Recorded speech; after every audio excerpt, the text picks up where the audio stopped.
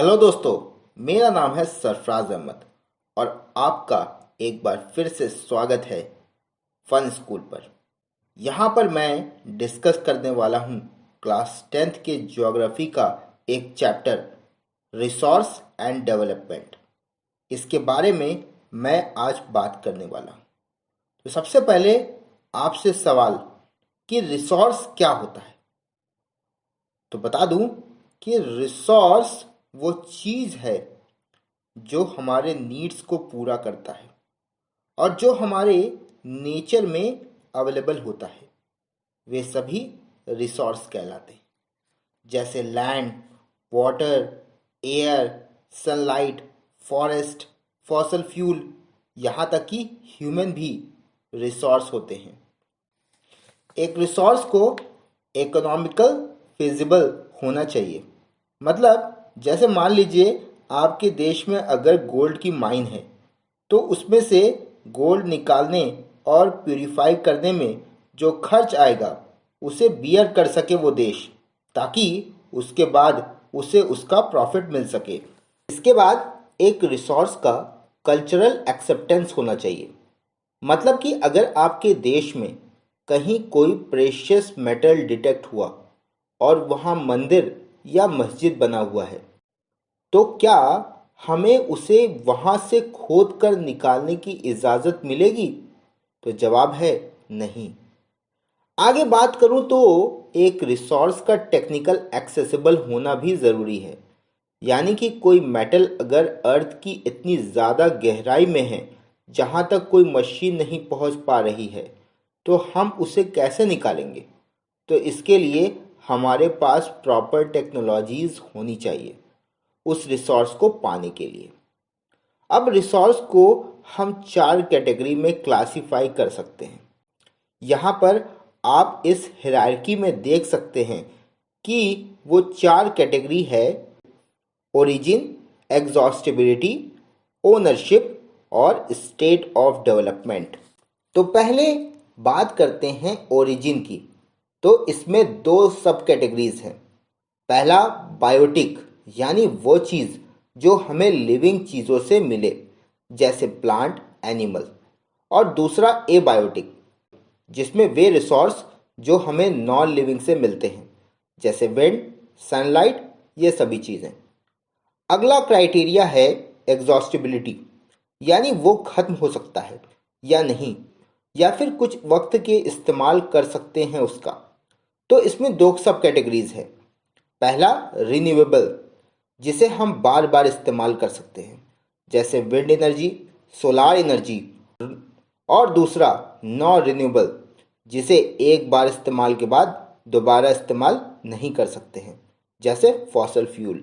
अब ओनरशिप के हिसाब से इंडिविजुअल, कम्युनिटी रिसोर्स, नेशनल और इंटरनेशनल हो सकते हैं। अगर मान लीजिए कि मेरा कोई पर्सनल चीज़ है, जैसे मेरा फ़ोन, तो ये इंडिविजुअल रिसोर्स होगा।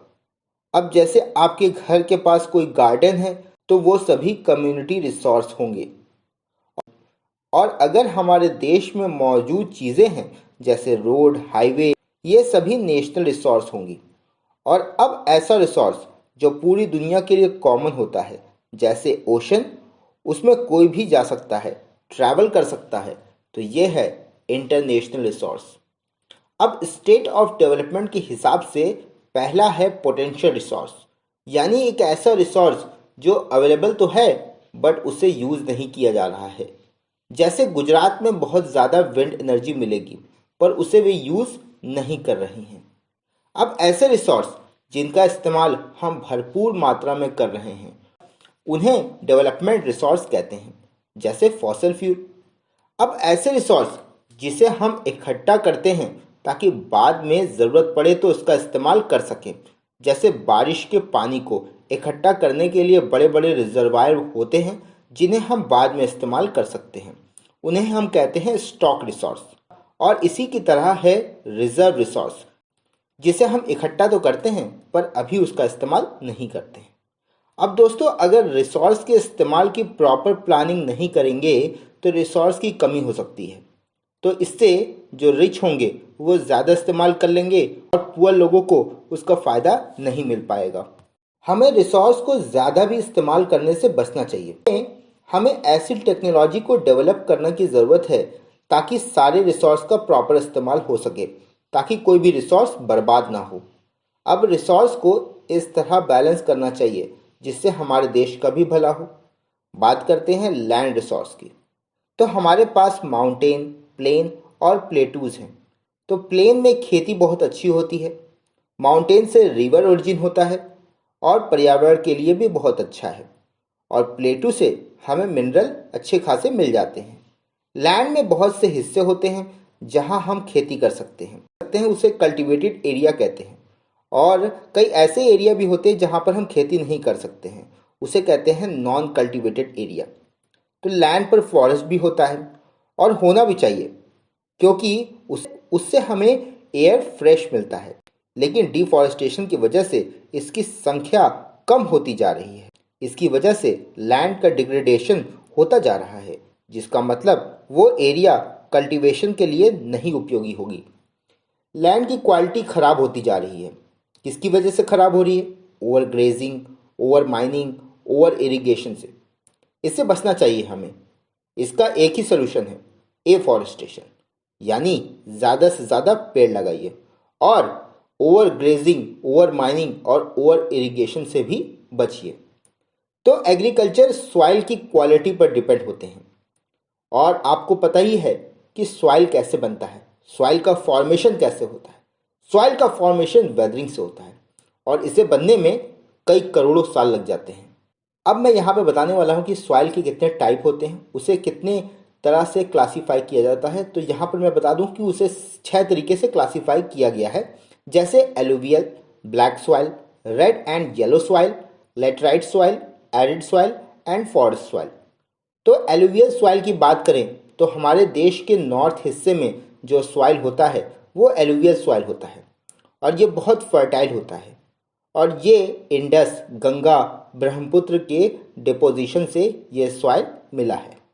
ये सॉइल आपको महानदी, गोदावरी, कृष्णा और कावेरी की डेल्टाओं में भी मिल जाएगा। एलुवियल सॉइल के 2 टाइप होते हैं, बांगर और खादर। बांगर जिसे हम ओल्ड एलुवियल कहते हैं और खादर जिसे न्यू एलुवियल कहते हैं। दोनों में डिफरेंस यही होता है कि बांगर में आपको कंकड़ देखने को मिलेंगे, जबकि आपका खादर में आपको महीन पार्टिकल यानी फाइन पार्टिकल आपको देखने को मिलेंगे। अब ब्लैक सॉइल की बात करें तो काली चिकनी मिट्टी होती है और कॉटन की खेती के लिए अच्छा होता है, इसलिए इसे ब्लैक कॉटन सॉइल भी कहते हैं। महाराष्ट्र और मध्य प्रदेश में ये ज़्यादा पाया जाता है। अगला है रेड एंड येलो सॉइल। तो ये रेड इसलिए है क्योंकि इसमें आयरन ऑक्साइड होता है। जब पानी में इसे हम गीला करते हैं तो इसका रंग येलो हो जाता है। ये इग्नियस रॉक के वेदरिंग से बना है और उड़ीसा, छत्तीसगढ़ में ये पाया जाता है। इसके बाद लेटराइट सॉइल। तो ये ज़्यादा फर्टाइल नहीं होता है क्योंकि इसका फॉर्मेशन बहुत ज़्यादा बारिश होने की वजह से होता है, जिससे इसकी न्यूट्रिएंट खत्म हो जाते हैं। किसान फिर भी इसका इस्तेमाल करते हैं फर्टिलाइज़र मिलाकर। इसमें टी की खेती की जाती है और असम में ये सॉइल पाया जाता है। अब एरिड सॉइल की बात करें तो ये रेडिश ब्राउन कलर का होता है और सॉल्ट का कंटेंट ज़्यादा होता है इसमें। ये राजस्थान में पाया जाता है और इसमें मॉइस्चर की कमी होती है और इसमें हमस भी बहुत कम होता है। अब फॉरेस्ट सॉइल की बात करें तो forest soil mainly rain forest में पाया जाता है। ये एसिडिक होता है और इसमें भी हमस कम होता है। इसके भी 2 पार्ट होते हैं। जो वैली में पाया जाता है वो लूमी एंड सिल्टी होता है, जो कि फाइन पार्टिकल होता है। दूसरा जो अपर स्लोप में पाया जाता है वो कोर्स ग्रेन वाला होता है, यानी कि उसमें बड़े बड़े पत्थर देखने को मिलते हैं, यानी कि कंकड़ पत्थर देखने को मिलेंगे आपको। तो जैसा आपको पता है कि डिफॉरेस्टेशन हो रहा है, तो इससे मिट्टी की ऊपरी लेयर है उसका कटाव शुरू हो जाता है, जिसे हम सॉइल इरोजन कहते हैं। सॉइल इरोजन से जो ऊपरी जो न्यूट्रिएंट जिसमें किसान खेती करते हैं वो लेयर हट जाता है, तो किसानों को बहुत दिक्कत होती है पेड़ों को उगाने के लिए। तो इसके लिए हमें क्या करना पड़ेगा, इसका सोल्यूशन क्या है? इसका सोल्यूशन ये है कि हमें क्या करना चाहिए, कई सारी टेक्निक का इस्तेमाल करना चाहिए, ज़्यादा से ज़्यादा पेड़ लगाने चाहिए। फिर उसके बाद हमें और भी बहुत सारे टेक्निक है उसको फॉलो करना चाहिए ताकि हम सॉइल इरोजन को रोक सकें, जैसे terrace farming, counter farming, shelter belt, और जैसे ऐसे तमाम आपको टेक्निक देखने को मिल जाएंगे। ये सभी टेक्निक का इस्तेमाल करके आप सॉइल इरोजन को रोक सकते हैं। तो इसी के साथ हमने रिसोर्स एंड डेवलपमेंट चैप्टर पूरा कर लिया। आशा है कि आपको ये वीडियो पसंद आया होगा। अगर कोई आपका डाउट है तो नीचे कमेंट सेक्शन में आप सवाल पूछ सकते हैं। आज का इस वीडियो को देखने के लिए आपका बहुत बहुत धन्यवाद। मिलूंगा नेक्स्ट वीडियो के साथ, तब तक के लिए अपना बहुत ख्याल रखिएगा। जय हिंद, वंदे मातरम।